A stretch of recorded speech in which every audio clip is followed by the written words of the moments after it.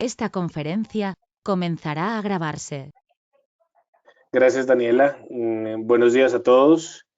Muchas gracias a la Cámara por aceptar esta invitación de compartir con ustedes este material que consideramos importante para todos los afiliados. Mi nombre es Andrés Cortés, soy el director del Departamento de Servicios Legales y Tributarios de Mazars y nos acompaña hoy también José Trujillo, que es socio de auditoría de la firma. Digamos, hoy lo que queremos hacer básicamente es tocar con ustedes los temas que consideramos que son relevantes para, para las empresas en esta crisis que nos ha tocado a todos desde hace ya casi 2 meses. En función de eso, pues lo que queremos con ustedes es exponerles esos aspectos. Si me ayudas, José, pasando la presentación, por favor. Gracias. Básicamente lo que nosotros hemos determinado es que las compañías en la crisis tienen unos objetivos y unos retos en particular. De cara a los objetivos, encontramos que los aspectos más relevantes se encuentran en la capacidad adaptativa que deben desarrollar las empresas. Es decir, a partir de este momento, las empresas deben entender que sus negocios ya no van a ser lo mismo y deben entender que los negocios van a pasar por diferentes circunstancias y el éxito de las empresas hoy va a ser tener la posibilidad de contemplar esas contingencias a futuro y tener la capacidad de adaptarse. Hoy no podemos pensar en un negocio que va a estar abierto al público de manera permanente, sino que qué vamos a pasar o qué va a pasar con nuestro negocio cuando existan otras cuarentenas, porque de seguro las va a haber, cuando existan otros cierres, cómo voy a llegar a mis clientes, cómo voy a atender sus necesidades. Y esa capacidad adaptativa nos invita a que nosotros desarrollemos la innovación desde nuestro trabajo.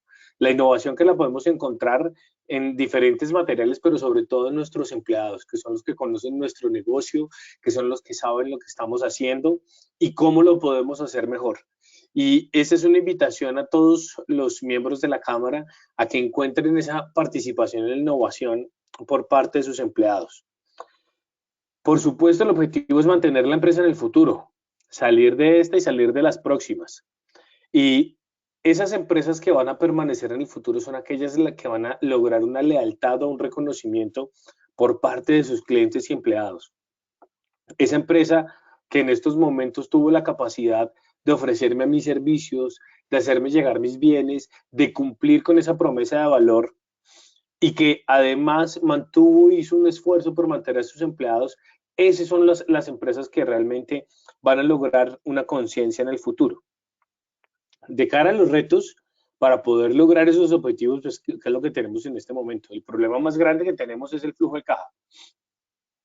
Y como flujo de caja, lo que nosotros tenemos que revisar es cómo hago yo para conseguir liquidez en este momento a efectos de poder mantener mi empresa a flote. Entonces, pues obviamente lo primero que está en la mano son los créditos que están otorgando el gobierno a través de las entidades financieras. Esos créditos que la gente está muy preocupada es por las tasas de interés, pero no se dan cuenta que aquí lo importante no es la tasa de interés, sino los plazos. Los plazos es cuándo voy a tener capacidad de pagar este crédito. Si él me cobra una tasa de interés medianamente alta, pero el plazo en el que puedo asumir este crédito una vez se reactive la economía, lo puedo hacer corto, pues al final del día la tasa no es tan relevante, es el plazo. ¿Cuándo voy a tener la liquidez? Lo otro, en lo que estamos apoyando a nuestros clientes es en la solicitud de saldos fiscales. Esos saldos a favor o pagos en exceso que se encuentran en trámite ante la administración, pues hoy son una alternativa viable de cara a dos temas. Tengo una fiscalización que se demora simplemente 15 días. Es una fiscalización somera, lo cual quiere decir que mi contabilidad tiene que estar muy bien, lo cual tiene que decir que mi declaración debe tener razón de ser y en función de eso, pues podemos acceder a la devolución expedita de esos saldos a favor. Creo que es Un tema interesante, por supuesto, no todos van a poder acceder a esos saldos a favor. Son empresas que se consideren que no son riesgosas para el Estado. Una empresa que lleva 5 años en el mercado y que ha arrastrado desde el día uno sus saldos a favor y nunca lo ha pedido, pues por supuesto no ha pasado en ningún momento por el filtro de la administración y mal haría la administración en considerar esa persona como una empresa de bajo riesgo o esa entidad como una empresa de bajo riesgo. Entonces, esas son alternativas, pero no son para todos, son para aquellos que lo tengan y que lo tengan bajo una expectativa de bajo riesgo. Están los acuerdos de pago, que los acuerdos de pago hoy la administración los está concediendo, entre comillas, no los he podido verificar, pero los está concediendo por plazos inferiores a un año sin garantía real, lo cual supone que yo voy a poder acceder a dividir los créditos que tengo con la administración de impuestos y con ocasión de esa herramienta, pues no va a tener que ofrecer ninguna garantía al Estado. Por supuesto, se siguen causando intereses de mora, pero en la medida que yo haga acuerdos de pago, los intereses se bajarán a la tasa de interés bancario corriente. Ahora, también existen los acuerdos de pago especiales. Los acuerdos de pago especiales están contemplados en el artículo 814 del estatuto y son aquellos que implican que cuando yo me siento con mis acreedores financieros y llego a un acuerdo con ellos, y en atención a ese acuerdo que yo estoy realizando con mis acreedores financieros, logro hacer un acuerdo de pago por más del 50% del total de mi pasivo financiero, pues ese mismo acuerdo lo puedo llevar a la administración de impuestos y la administración de impuestos está obligada a adoptar las mismas condiciones de ese acuerdo que he tenido con mis acreedores financieros. Entonces es una alternativa muy, muy interesante y simplemente es de validación. De cara un poco al flujo de caja, pero también a ese reto importante que tenemos para los empleados, pues tenemos muchas herramientas. La última que deberíamos explorar sería la de los despidos. Lo que necesitamos es mantener o disminuir los costos de la empresa, pero garantizar la subsistencia del empleado. Y para eso, pues nosotros hemos tenido en cuenta unas licencias no remuneradas que no cumplen con el segundo requisito, que es darle subsistencia al empleado, pero encontramos unas licencias remuneradas a través de bonos de mera liberalidad. Esos bonos de mera liberalidad lo que disminuyen es la carga prestacional en cabeza del empleador y logramos que se le pague una suma de dinero al empleado no constitutiva de salario y durante esa licencia no remunerada, remunerada únicamente pagaremos salud y pensión. Y por supuesto la última alternativa son los despidos, pero no es lo propio ni lo llamado a hacer en estas circunstancias, salvo que sea un caso de fuerza mayor. ¿Qué hacer con mis proveedores? Es el otro reto. Mis proveedores, pues, frente a ellos, yo tengo unas cuentas por pagar y no tengo caja. ¿Qué puedo hacer con ellos? O al revés, ¿qué hago con mis clientes? Nosotros en este momento estamos invitando tanto a clientes a proveedores que se sienten a negociar, pero ¿cómo se logra una negociación cierta? Una negociación cierta es que los clientes deben otorgar garantías a sus proveedores, garantías que le den la tranquilidad no de pago, porque la idea nunca es maltratar al cliente. La idea es que el cliente se sienta bien tratado, pero yo también quiero que en caso tal de que mi cliente, por las circunstancias en las que estamos en este momento, se vaya a un pleito de insolvencia, pues yo tengo una posición dentro de la masa de acreedores algo privilegiada. Entonces, ¿quieres que yo te dé crédito? Por favor, dame una garantía mobiliaria en virtud de la cual yo pueda ejercer dentro de una masa de acreedores una posición privilegiada y no quede como uno de los tantos acreedores que únicamente tiene una factura y que seguramente el patrimonio de la compañía no va a dar para pagar ese tipo de acreedores. Eso me abre la puerta a hablar de los procedimientos de insolvencia, que si puedo pasar esta diapositiva un segundo. José, ¿me ayudas aquí con esta diapositiva, por favor? Gracias. A través del decreto 560, expedido bajo estas normas de emergencia, llegamos a un nuevo régimen de insolvencia, en virtud del cual hoy tenemos 4 procesos recuperatorios y tenemos un proceso de liquidación judicial. Entonces, Los procesos recuperatorios eran dos bajo la ley 1116, que es el proceso de reorganización, en virtud del cual yo me siento a negociar con mis acreedores y si no llego a un acuerdo, termino en la liquidación judicial. O el proceso de validación judicial es cuando yo hago un acuerdo privado con mis acreedores y lo someto a la superintendencia respectiva para que me validen el acuerdo y quede como un acuerdo dentro del régimen de insolvencia. O tengo unos dos procedimientos nuevos, que son el procedimiento de negociación de emergencia y el procedimiento de recuperación empresarial, que los vamos a explicar brevemente en las siguientes diapositivas. Siguiente, porfa, José.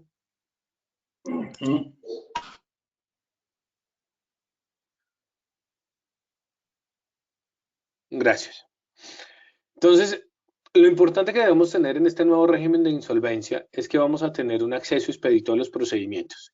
Ese acceso expedito a los procedimientos implica que voy a tener nuevas herramientas y nuevas alternativas para aplicar dentro del proceso del régimen de insolvencia, tanto para las solicitudes radicadas como para las nuevas solicitudes de reorganización, como para la validación o negociaciones de emergencia. Entonces, básicamente, estos aspectos deben aplicarle a los deudores que han sido afectados en cualquier grado por la emergencia sanitaria. Y cuando yo radico cualquiera de estas solicitudes, la garantía que me están dando es que no voy a sufrir una auditoría por parte del juez del concurso.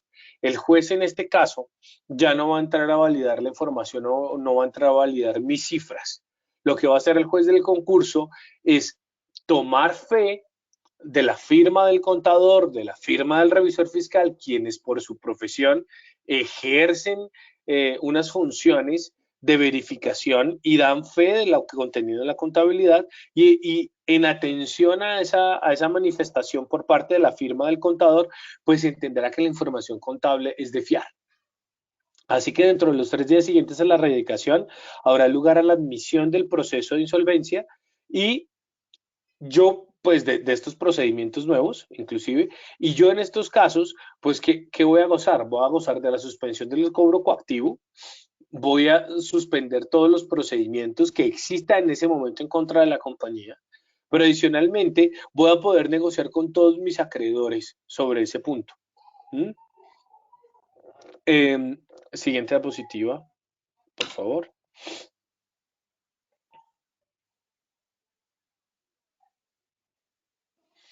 Entonces, dentro de estos procedimientos, ¿qué es lo que me permiten a mí? Yo voy a tener una flexibilización en ciertos aspectos. Esa flexibilización, pues va a ser la posibilidad de pagar pequeñas deudas. Antes en el régimen de insolvencia yo no podía realizar ningún tipo de verificación por parte, perdón, ningún tipo de pago durante el término del acuerdo. Tenía que realizar únicamente los pagos que me fueran aprobados por los acreedores. Aquí se me permite realizar sin ningún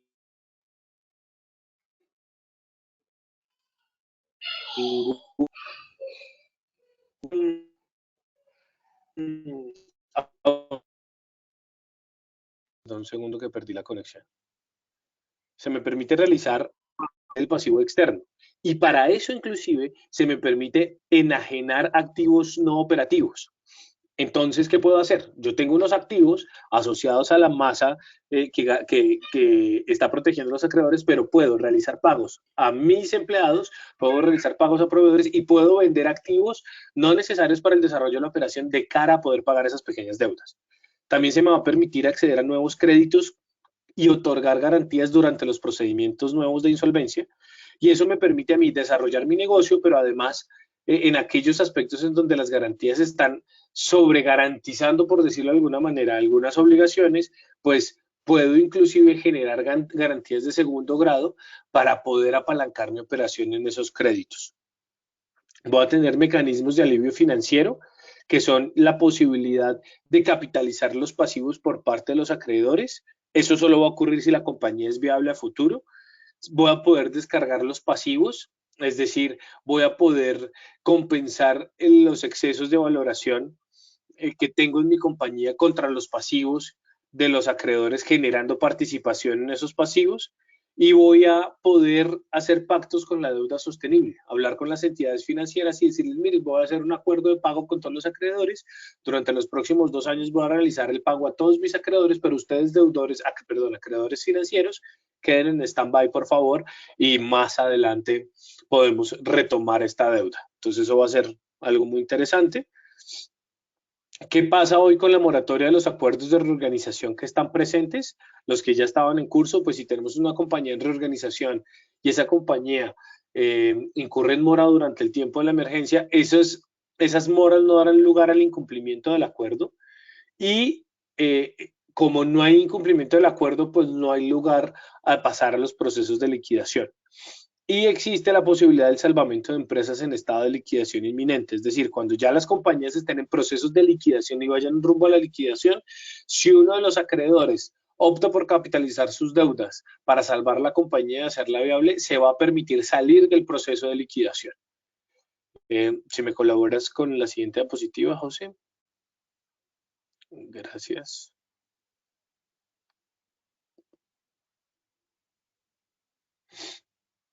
Entonces, en las negociaciones de emergencia de acuerdos de la organización, por supuesto, aplicará esos procedimientos para los deudores afectados por el COVID y básicamente se debe presentar un aviso para negociar con mis acreedores ante la respectiva superintendencia por cesación de pagos o incapacidad de pago inminente. Voy a negociar con mis acreedores por 3 meses y únicamente por 3 meses. Y lo bueno de estas alternativas es que si no llego a un acuerdo, estuvieron suspendidos todos los procedimientos durante 3 meses y vuelvo a la vida normal después de un fracaso de negociación o en caso de que se haya logrado la negociación, pues habrá lugar a ejecutar el acuerdo. Podré citar a todos mis acreedores, podré citarlos a todos, tanto a los que tienen garantías como a los que no, o podré citarlos por un lado a los que tienen garantías y obviar a los que no. Y podré aplazar todos los pagos de gastos de administración que estime conveniente. Ya en la última figura, si me colaboras con esta última diapositiva, José, para darte la palabra. Aló, Andrés, que perdí. Ya te pasé el slide. ¿Estás bien? Ahí está, ahí estoy bien, ya. Listo. Dale. Y en el tema de recuperación empresarial, que es un tema muy similar, pero con un procedimiento totalmente diferente, se permite que las compañías acudan ante las cámaras de comercio de su jurisdicción con el propósito de invitar a una mediación con todos los acreedores. Mediación que tomará un término mínimo de 3 meses, en virtud de la cual voy a sentar a todos y cada uno y voy a decirles, miren, llegó el momento en el que todos tenemos que poner acá, la pirinola cayó por este lado y por ende necesitamos aportar todos. Necesito más plazo, necesito condonación, necesito aperturas a que ustedes me permitan funcionar y ustedes tengan la recuperación al menos de su capital y yo pueda seguir adelante con el tema. El procedimiento estará previsto por Confecámaras y durante este periodo, pues también se suspenden los procedimientos de cobro coactivo. Entonces son alternativas que le dan un respiro a las empresas en esta crisis y que nos pueden ayudar a mantener a flote nuestra compañía de alguna manera. Al final podemos hacer las preguntas necesarias sobre ese tema. Le doy paso a nuestro socio de auditoría, José Trujillo, quien nos va a hablar de aspectos muy relevantes desde el punto de vista financiero. José. Bueno, gracias, Andrés. Ya corro la diapositiva.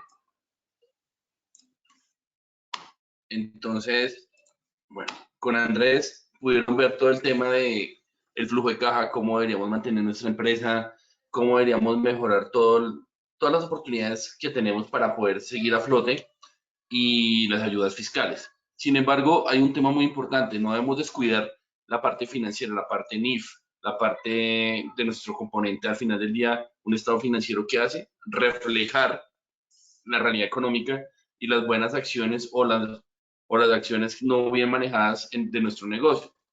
Sin embargo, entonces nosotros al diseñar esta conferencia dijimos, bueno, no descuidemos las dos partes, las dos fundamentales, y veamos un análisis general que le pueda aplicar a todas las compañías. Puede ser que alguna empresa le aplique todos los puntos que vamos a hablar, hay otras que le aplique un solo 4 o 5.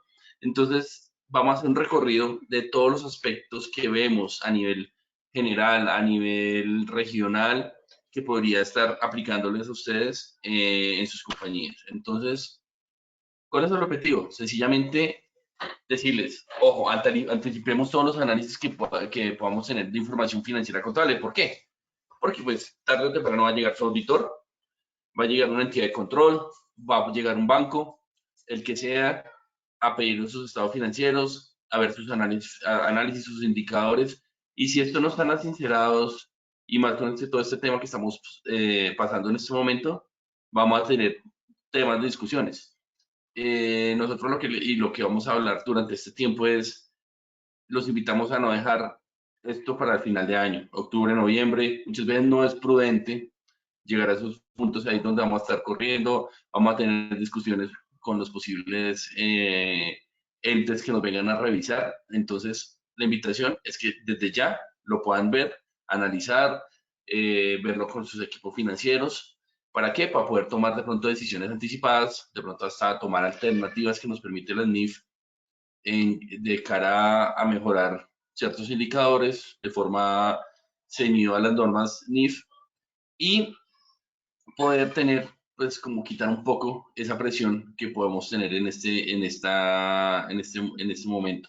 Sé que la gran mayoría de empresas, o como nos miden a todos, es por resultados. El ideal es que siempre tengamos los mejores indicadores, pero pues también tenemos que ser sinceros, ser realistas y ser razonables en nuestros estados financieros. Entonces, para entrar ya en materia, los primeros aspectos que vamos a ver y que vemos que son de importante impacto son los de instrumentos financieros. ¿Por qué? Porque el instrumento financiero son un número de activos pasivos que pueden tener bastante impacto por esta situación. Y entre otros podemos ver que la cartera, las cuentas por cobrar, los que manejan los modelos de cartera bajo NIF 9, tienen que volver a mirar bien esa posible pérdida esperada que habla tanto la norma. Tenemos que ir a revisar si los porcentajes de pérdida que teníamos actualmente sobre ciertos clientes, sobre ciertos sectores, que son clientes míos, son los adecuados. Yo decía que un cliente tiene un riesgo del 0.5, ejemplo. Pero resulta que con toda esta crisis el negocio no es viable. ¿Por qué? Porque pues, no son productos de primera necesidad, entre otros. El riesgo de que no me pague, ¿qué puede ser? Se puede incrementar un 80-90%. Toda la cartera que yo esperaba recuperar de ellos no va a ser tan real. Entonces, implica que volvemos a revisitar esos modelos y los asinceremos. Otros temas de valores razonables, por ejemplo, inversiones. Tenemos inversiones en la bolsa. ¿Se cayeron o no se cayeron? ¿Qué pasó ahí? Tenemos inversiones en diferentes compañías, digamos que no cotizan en bolsa, pero registramos por algún tipo de método, ya sea el participación, el costo. Entonces tendremos que entrar a ver cómo le va a esa empresa y revisitar los valores que estas tengan. Puede ser que no tengan impacto, perfecto, como todo, mejor, pero dejarlo documentado y unas alineado para las posibles fiscalizaciones o revisiones. Posibles ayudas gubernamentales, pues esto más adelante también lo hablamos, pero esto va de la mano con la norma de subvenciones. A la fecha no tenemos claro o no hay información de que algunos sectores vayan a recibir plata, vayan a recibir activos o algo así para mejora de sus operaciones, pero en caso de recibirlos toca analizar cómo se recibe, en qué periodo se empieza a recibir para poder saber y reconocer adecuadamente el ingreso. Muchas veces el error es que las ayudas se reciben en especie y mucha gente lo registra de una vez como al pérdidas y ganancias, o se va a recibir en diferentes periodos y lo reviso en un solo periodo. Eso toca revisarlo y hay una norma especial que habla de subvenciones que tenemos que revisar. La reestructuración de covenants, cumplimientos con bancos. Tenemos indicadores que cumplir, mensuales, trimestrales. Seguramente vamos a tener impactados estos indicadores por todo lo que tenemos actualmente, por la situación. Revisar, alzar la mano. Es mejor, antes de que vengan a llamarnos la atención, alzar mano y decir, mire, tengo esta situación, ¿cómo podemos salir adelante? Usted es más interesado que yo salga de esto. y renegociamos los covenants, los indicadores o de un waiver para poderlo revisar. Lo mismo el tema de efectivos restringidos. Tengo plata por esta situación, me va a tocar bloquear dineros, bloquear inversiones para poder respaldar deudas, posiblemente. Entonces, puede ser que yo lo tenía como disponible, ahora tengo que registrarlo como un restringido, tengo que reclasificarlo, mostrarlo como tal y hacer la revelación del por qué pasó eso. Y bueno, y con todo lo que hemos discutido, hablado en esta diapositiva de instrumentos financieros, el tema de las revelaciones sobre industria y riesgos sobre lo mismo, fundamental. Tendremos que ese año, yo sé que muchas veces, y lo he dicho en otras webinars, la gran discusión de mucha gente es, ¿por qué tanta revelación? ¿Para qué me piden tanto detalle? Muchas veces los estados financieros pasaron de ser, no sé, 20, 30 hojas a 100, 200. Lo que pasa es que la NIF pide que estos estados financieros hablen por sí solos y poderle dar el mayor nivel de desglose al lector, porque el lector puede ser desde profesiones que no son financieras a otras profesiones más detalladas, pero debería darse un entendimiento general para todos.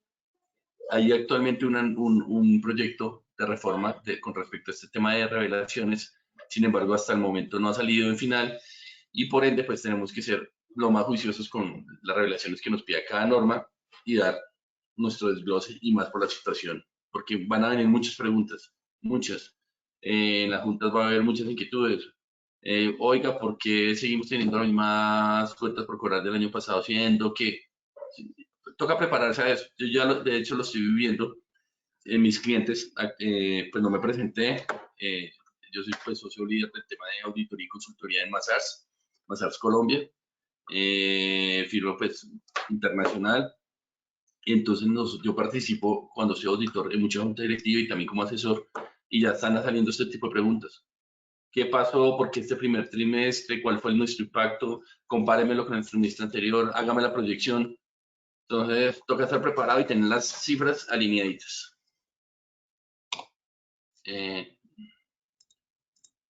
Adelante. Listo. El otro tema es inventarios, que es bajo la norma NIC 2, ingresos NIF 15. Empresas de manufactura, tengo inventarios. ¿He podido venderlos? No. ¿Será que tienen una obsolescencia? ¿Será por la baja rotación? ¿Será que se están dañando? ¿O será que si los puedo vender por el mismo valor o costo por lo menos que lo compré? No siempre. Entonces ahí la norma habla de un valor neto realizable. Es un análisis que se debe hacer por lo menos una vez al año sobre estos inventarios, pero ahora es importantísimo revisar, porque puedo decir, tengo tantos millones de dólares en inventario y resulta que no puedo recuperar ni la mitad. Tengo que sincerar el inventario. O también, ¿no? El inventario sigue ahí, está bien, no hay problema, ok, y lo demuestro. Mire, el costo fue 40, lo puedo vender por lo menos a 50. A 50, entonces tengo recupero 10.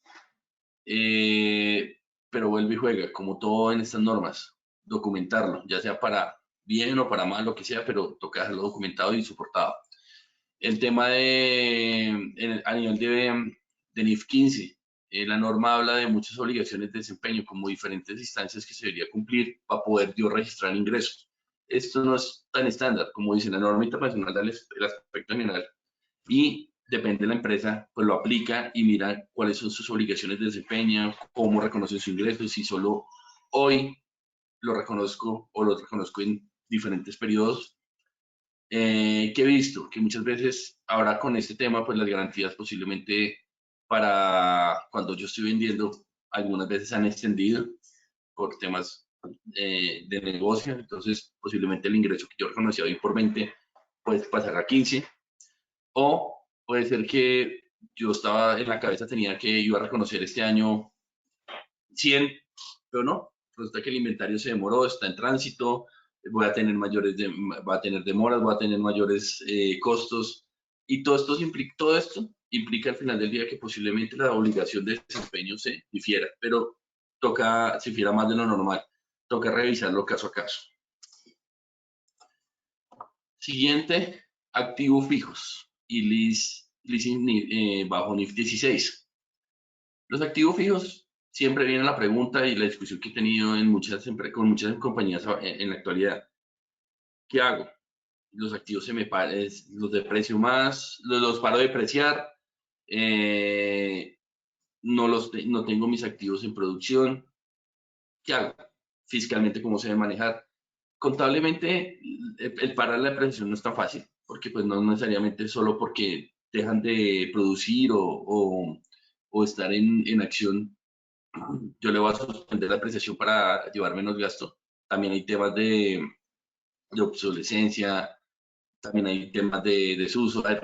Hay empresas que tienen el tema de depreciarlo por unidad producida.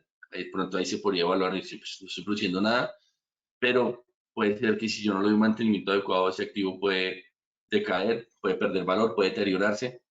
Esa es como la clave a realizar bien, mirar a detalle los activos.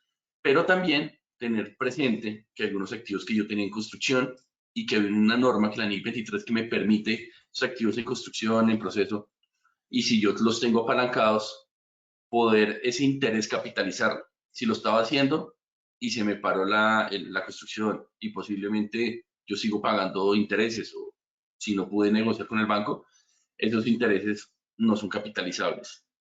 Esta es una gran discusión, mucha gente, pero ¿cómo así? Pero si la norma lo pide, sí, pero claro, usted no está en proceso, está quieto. Entonces, toca ver esos puntos. Si tienen ese caso, tienen que verlo a detalle porque ese es un punto ahí que lleva mucha subjetividad. Pero pues ese es uno de las conclusiones que hemos tenido a nivel regional. La otro tema es el tema de qué activos yo tengo para disponer. Porque yo digo, bueno, necesito flujo de caja, tengo muchos activos.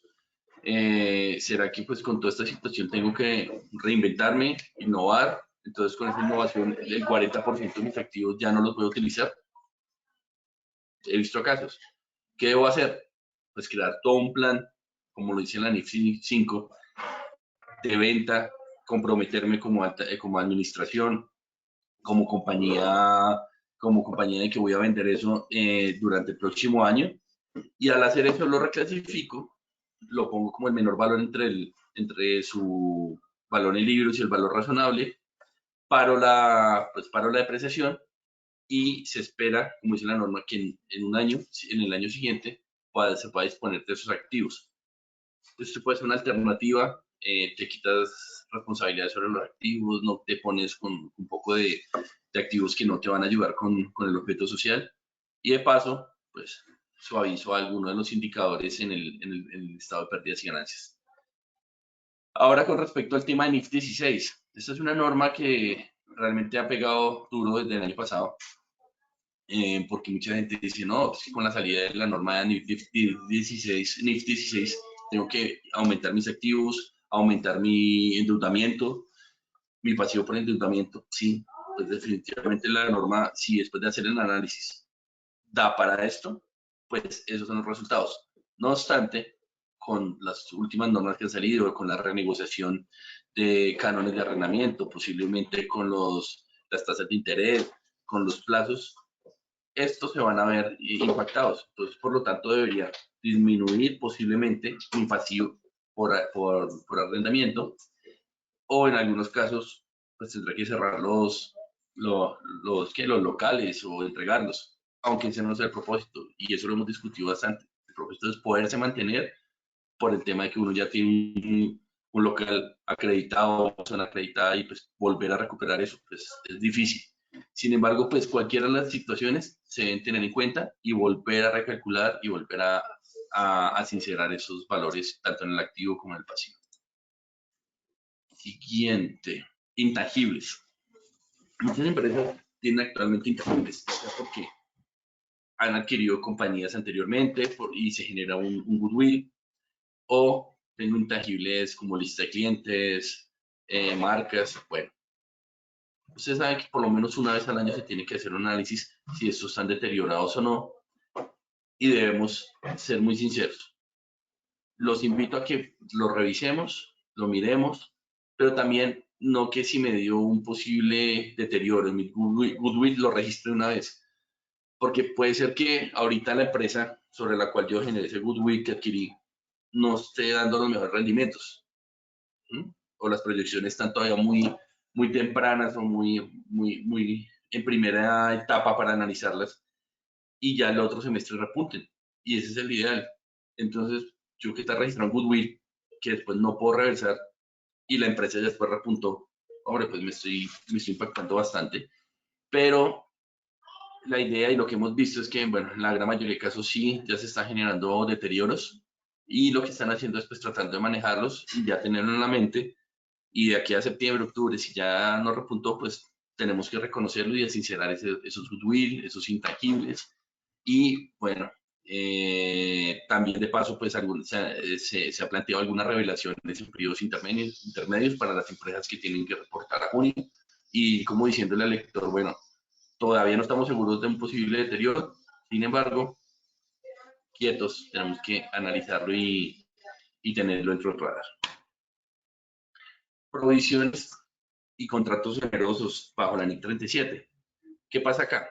Con esta norma, lo más probable es que se nos comiencen a presentar litigios, posibles incumplimientos, contratos que actualmente eran muy productivos para mí y que por la situación ya son onerosos, que yo esperaba ganar 100 por producto, digamos, y ahora va a tener 300 de pérdida por producto.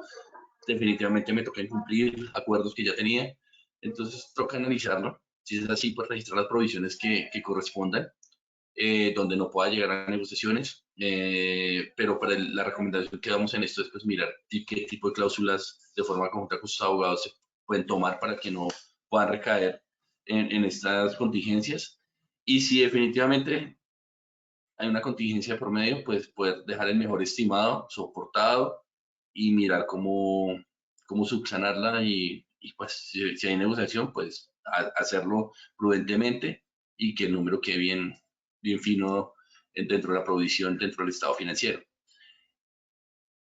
Otro tipo de provisiones que se pueden presentar son las empresas que puedan llegar a hacer reestructuraciones de empleados. La norma, la IAS 19, dice, si yo voy a hacer una reestructuración de empleados, me toca calcular los valores, en teoría informar prudentemente y registrar la provisión con un tiempo prudente en los estados financieros. Sabemos que muchas veces las decisiones se toman de hoy para mañana y no hay tiempo, pero tengan presente que esos valores que tienen que estar provisionados para pagos, para liquidación y todo, tienen que estar bien afinados y bien revelados y documentados para esos estados financieros. Espero que no sea la situación de ustedes. Y por último, vamos a ver algo que se llama ajustes antes y después de la emisión de los estados financieros bajo el 10. Aquí viene, y existe una gran discusión. ¿Qué pasa? Muchas empresas no han hecho asamblea, es más, muchas no han hecho junta directiva sobre los estados financieros de 2019, y tengo impactos. Entonces yo tengo, ¿qué tipo de impactos? No, que este impacto definitivamente es algo que supe después de enero, pero que me le pega fuertísimo a los estados financieros. Un inventario en tránsito, por ejemplo, y eso me va a traer 1000 complicaciones. ¿El material? Sí, super material, ok. Ya la junta directiva se reunió, ¿no? Ni nos hemos reunido, todo está parado. Pues ahí queda muy fácil, porque en teoría dice que uno, ya después de que se aprueben los estados financieros, pues ya es ya más difícil coger e incluir ajustes. En ese caso uno podría decir, bueno, lo más probable es que puedas meter un ajuste a tus estados financieros, presentarlo a la Junta, que lo aprueben y llevarlo a la Asamblea. Si ustedes ya surtieron todos los efectos, entonces la gran pregunta es, ¿qué hago? ¿Ya dejo los estados financieros así? Bueno, en teoría ya fueron aprobados, ya la Asamblea se acabó, todo el tema, se surtieron todos los efectos. Sin embargo, seamos realistas, los estados financieros deberían mostrar una fotocopia realmente de las finanzas. Y si hay un hecho fuertísimo que definitivamente los estados financieros que yo voy a presentar desde 2019 no son los que son, y ahí sí ven un tema más de posición, lo más prudente debería ser pues reevaluarse y mirar y cambiar los estados financieros y meter el ajuste correspondiente. O si son hechos que pueden estar sucediendo, pero que no sabemos si van a un impacto o no, y estamos con los tiempos suficientes, lo más prudente es hacer una revelación. Pero para mayor seguridad y detalle, dependiendo del caso de cada una de sus empresas, la NIC 10 nos habla muy bien y clarísimo qué hacer en cada situación. Entonces, pues bueno, el día de hoy este era un resumen muy general, sin embargo, tratando de entrar a los puntos que nos duelen en cada una de las compañías sobre los posibles impactos que pueden tener bajo NIF sus empresas. No sé, por mi lado ya terminé, entonces pues entramos como a la sesión de preguntas. Gracias. Muchas gracias, José Manuel y Andrés, por la presentación. Bueno, tenemos una pregunta, nos la realiza Morgan. Ella nos pregunta si una empresa que tiene menos de 6 meses podría tener alguna ayuda. Sí, la ayuda a la que puede acceder la compañía sería a la de los créditos. No obstante, es importante tener una cercanía muy grande con las entidades financieras, porque finalmente las entidades, a pesar de estar garantizadas en un 90% por parte del Estado, sí están solicitando que se cumplan los requisitos que le exigirían a cualquier empresa para el desembolso de cualquier crédito. Entonces, finalmente un crédito sí puede ser desembolsado para compañías de 6 meses, y podrían intentar buscar ese crédito. Creo que es la mejor alternativa que tienen en este momento. Perfecto, muchas gracias. Bueno, tenemos otra pregunta. Si los estados financieros fueron aprobados por junta directiva, pero no se ha realizado la asamblea, se deben modificar los estados financieros y calificar el Bueno, dictamen. bueno, ahí viene el tema. Ya cuando, ¿quién es el que prueba los estados financieros de acuerdo a las interpretaciones de la ANI 10? La junta directiva. Entonces ya los estados financieros ya fueron aprobados por junta y se van a presentar a asamblea. En sana teoría, yo debería analizar muy bien si hay algún impacto que realmente sea material y que me vaya a llevar a modificar esos estados financieros para yo decir, incluyo un ajuste y les digo a la asamblea, bueno, sí, ya los aprobamos, pero salió este hecho de última hora, tenemos que modificar los estados financieros. Si realmente nos sale un tema de un impacto grandísimo financieramente, y yo digo, no, pues necesito hacer una revelación, pues se hace la revelación y se modifica el estado financiero. Eso sería por parte de la empresa. Ya en mi posición de auditor, ¿yo qué haría? Ustedes saben que uno como auditor maneja el tema de la materialidad. Si yo miro la materialidad y el ajuste, no sé, porque por el tipo de tamaño, por el tipo de impacto, para mí no es material, pues yo no debería afectar la opinión. Si sí es material y amerita un cambio, pues cambio mi opinión y lo presento en la asamblea y pongo todos los temas que pues tenga que ver, si esto es por un tema del COVID y todo lo que corresponda. Pero esos análisis se tienen que hacer de esa forma siempre y no podemos decir que no, entonces meta un ajuste, meta salvedad, porque cada caso es particular. Bueno.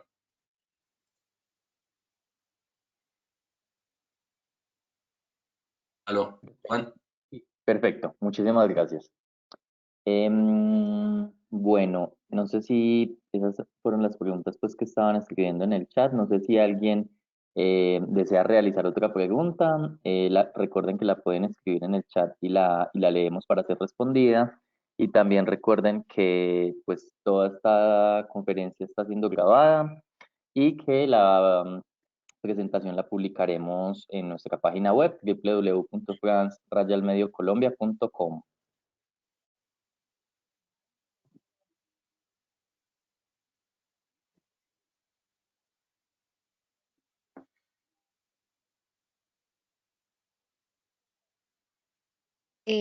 Disculpe, yo tengo una pregunta respecto al régimen de insolvencia. La manera como usted la explicaron es cuando yo entro en insolvencia, pero ¿qué pasa cuando uno de mis clientes entra en insolvencia y me dice, no, ¿sabes qué? Yo de aquí para atrás yo no le pago porque entré en insolvencia, pero sígame enviando mercancía y entonces seguimos como otro acuerdo. Ahí ya hasta dónde yo puedo decir que no o hasta dónde puedo decir que sí. O sea, sé que es una situación difícil, todos tenemos que ayudarnos, pero yo obviamente tengo que mirar mis límites y cuánto yo tengo que valorar mi cliente, pero legalmente puedo decirle, no, yo ya no les estoy enviando o ya no les sigo entregando o cómo sería el manejo de ese tema. Bueno, pues muchas gracias por la pregunta. Sí, y la insolvencia debe verse desde dos puntos de vista. Usualmente lo vemos desde el punto de vista del deudor, como un mecanismo que ayuda a las compañías, pero ¿y el acreedor? ¿Qué pasa cuando llega un cliente nuestro y nos dice, oye, tengo una cartera atrapada con un cliente que se me fue en insolvencia? Lo primero es, antes de la insolvencia, lo que nosotros deberíamos buscar es, si vemos que nuestro cliente está mal de caja y que esa caja lo puede llevar a un régimen de insolvencia, lo primero que tenemos que hacer es protegernos. Y es decirle al cliente, con mucho gusto yo le colaboro, usted desde mi casa, pero necesito que me dé una garantía inmobiliaria, perdón, una garantía mobiliaria, eh, que no la pienso ejecutar, que no la pienso usar para cobrarle. Y como no pienso usar para cobrarle, simplemente lo estoy utilizando para protegerme en caso tal de que usted se me vaya a un régimen de insolvencia. Cuando yo entro al régimen de insolvencia, o cuando un deudor entra al régimen de insolvencia, los créditos se clasifican de acuerdo a su importancia. Entonces, en el primer renglón está la DIAN y los laborales, en el segundo están los hipotecarios y en el tercero están las garantías mobiliarias. De ahí para abajo están los demás, una gran masa de acreedores que no tienen ningún tipo de garantía. Entonces, si yo quiero, de alguna manera, no verme perjudicado por el actuar de un cliente mío, debería pedirle garantía. Yo tenía un jefe en el pasado que me enseñó esta frase: al buen pagador no le duelen las garantías. Entonces, si el cliente le tiene miedo a la garantía es porque efectivamente sabe que no va a cumplir. Y como sabe que no va a cumplir, pues ahí es donde tenemos que reevaluar si seguimos con el cliente o no. Pero si al cliente no le doy la garantía porque tiene claro que lo que está pasando es un tema de flujo de caja y que se va a recuperar y que va a pagar, pues no le debe doler una garantía en ese sentido. Y esa es la mejor manera de protegerse. Ahora, si el personaje ya entró respecto de unas deudas a un régimen de insolvencia y me está pidiendo que le siga desembolsando, pues esas nuevas deudas no se pueden adquirir si no hay aprobación de los actuales acreedores. Y segundo, yo debería pedirle una garantía. Esa es la recomendación. Y si no me da garantía, pues entonces no deberíamos prestarnos para el efecto.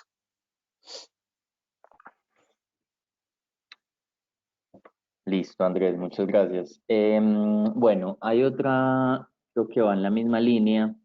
Dice, respecto a las medidas transitorias especiales en materia de procesos de insolvencia, quisiéramos saber qué condiciones se deben cumplir para adoptar estas medidas. Es decir, debe iniciar primero el plan para salir de la condición de insolvencia, efectuar el registro ante la Cámara de Comercio y Supersociedades de la condición de insolvencia, para posteriormente ser admitido oficialmente y acceder al beneficio. No, el beneficio está previsto para la cesación de pagos. Cuando usted ya está en una situación en la que no está pagando y está en mora por más de dos deudas y esas deudas representan más o menos el 10% de su pasivo total, usted ya puede acudir a este tipo de regímenes y tanto al de reorganización como al de negociación de emergencia como al de recuperación de compañías. Estos tres regímenes parten del mismo supuesto y puedo acudir a los tres de manera indiferente. Ese es el requisito, no tengo que haber desarrollado ningún plan ni nada. ¿Qué es lo que ocurre? Que por supuesto, si yo tomé la decisión de salir a negociar, pues yo tengo que negociar con una propuesta en la mano. Yo tengo que salir a decir desde el punto de vista financiero, con análisis financieros, por qué soy viable. Si voy a ser viable porque yo le tengo fe al negocio, pues seguramente nadie va a acceder a una negociación conmigo. O si yo soy viable porque lo siento muy fuerte en mi corazón, pues no. Tengo que tener unos análisis ciertos financieros, tengo que demostrar cómo eliminando ciertos costes, ciertos importes, metiéndome esta en el negocio, acudiendo a estos canales de mercadeo, acudiendo a estas estrategias de marketing, voy a lograr el objetivo planteado.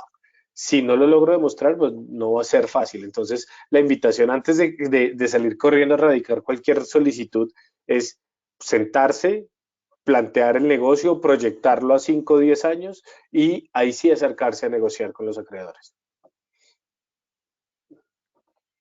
Muchas gracias, Andrés. Tengo otra. ¿Cómo de una manera práctica se deben de correlacionar los factores macroeconómicos forward-looking, tasa de desempleo, inflación, tasa de interés, en el modelo de pérdida esperada de la NIF 9? Bueno, todos estos son indicadores macroeconómicos que en teoría no puedo manejar, ¿no? Que uno no puede manejar, pero que al momento de la construcción de algún modelo de NIF 9 que pues da una variedad que uno puede tomar diferentes alternativas para construirlo, lo debería relacionar. Que es cuando me pregunto una parte práctica? Hombre, pues yo doy un ejemplo. Yo he tenido clientes que tienen negocios con el Estado. Uno va y mira cuál es el Estado. No, X país. Y uno dice, no, pues este país está mal, este país no ha crecido, es subdesarrollado, pero al final del día uno mira qué tipo de servicio, ¿no? Le estoy construyendo una carretera. No me va a dejar de pagar porque es una carretera fundamental, es para que el puerto se comunique con el interior, cosas así. Y uno dice, al final del día el gobierno, tarde o temprano me va a tener que pagar porque si inicia un litigio, pues va a ser peor. Entonces uno dice, pues en teoría, si uno va y mira, dice, no, pues el riesgo de que no me pague es altísimo. Pero si uno es práctico, revisa de forma detallada y mira realmente el tipo de producto, el tipo de negociación que yo tengo y que lo que yo estoy prestando, pues hombre, el riesgo de que me pague no va a ser 90, sino puede ser hasta 0 o 0.5. Entonces lo mismo cuando en estos modelos, depende del modelo que tengan en la empresa para el NIF 9, se debe evaluar. Si la empresa definitivamente yo la veo a la que me ha venido, nunca me ha incumplido, ¿cierto? Es una empresa sólida, que sí, que le puede afectar lo del COVID, pero el negocio no se va a acabar. Puede ser que no me pague todo, me va a pedir una renegociación y me termine pagando el 80%. Pues hombre, ahí tengo que ser práctico porque al final del día, por más o menos tener en cuenta todos estos indicadores que se mencionan ahí, son cosas que yo no podría manejar y tengo que verlo caso por caso. ¿Listo? Entonces, toca no tampoco complicarse y meter tanta... Sí, ver los temas, pero tampoco de coger el modelo y meterle un poco de indicadores que posiblemente a nivel general no se van a cumplir o no le impactan a la cartera que yo voy a tener con mi compañía especial, detallada que estoy analizando. Entonces yo creo que es un punto práctico para hacer esos análisis de NIF 9 y el modelo. Vale, José Manuel, muchas gracias. Hay otra que dice así: ¿hay alguna reglamentación que reduzca el plazo y requisitos de aprobación de créditos?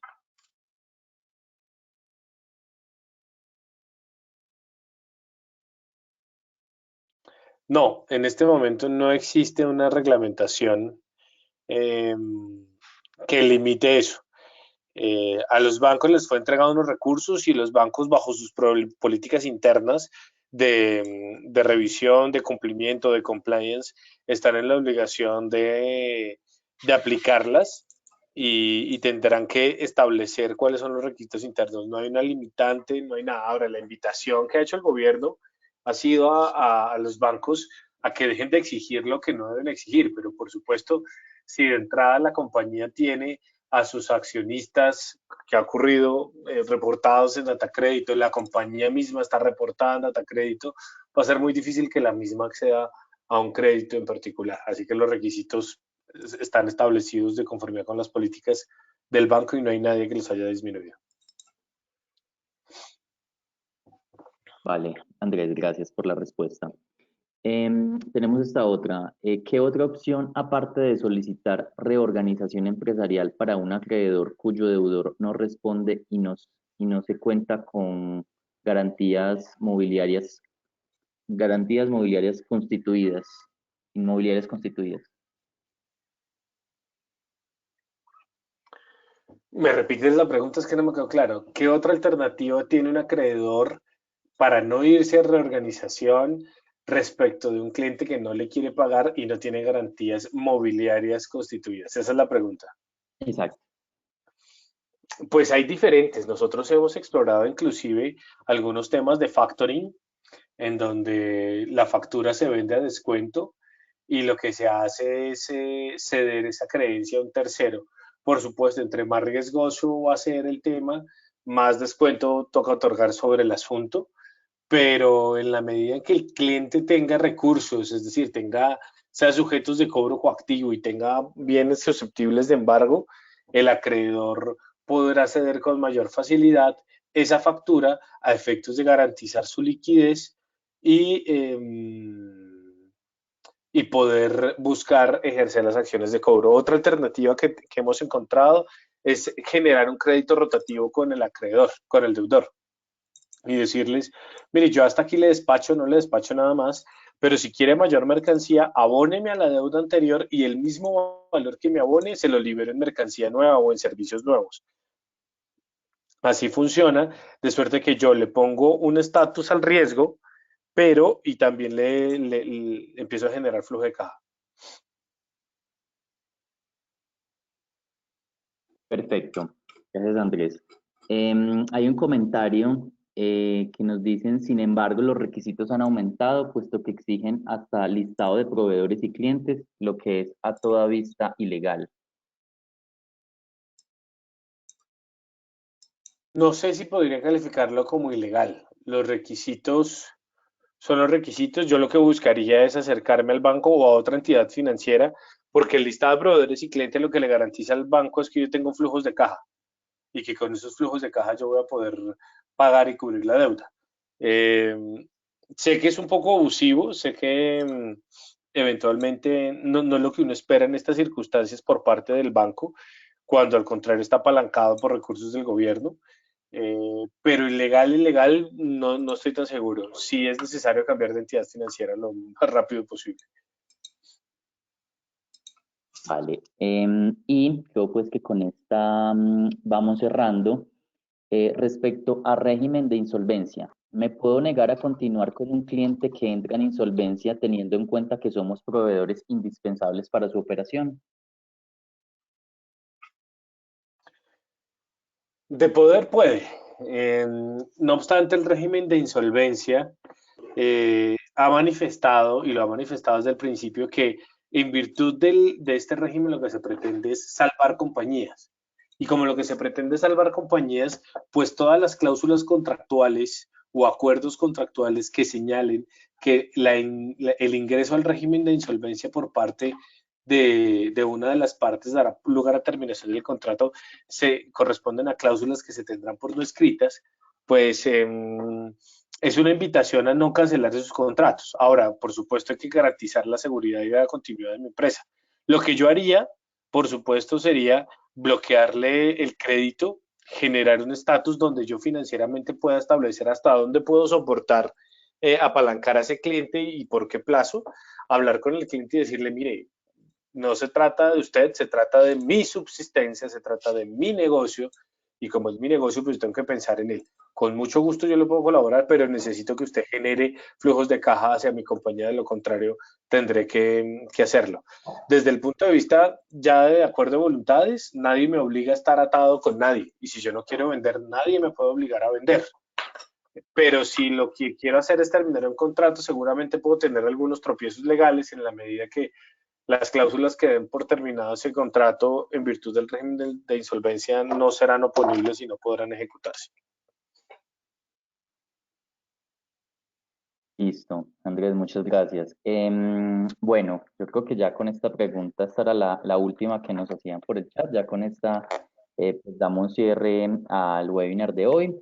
Les agradecemos a los dos, a José Manuel y Andrés Cortés y a todo el equipo de nuestro gran afiliado Mazar que nos compartió todos estos conocimientos valiosos acerca de las opciones financieras para las empresas durante la pandemia. Recuerden que el webinar estará disponible hoy, esta tarde, máximo mañana en la mañana en nuestro sitio web www.france-mediocolombia.com. Les deseamos a todos un feliz día y de nuevo mil gracias. Gracias a ustedes, muy amables. Gracias. Hasta luego.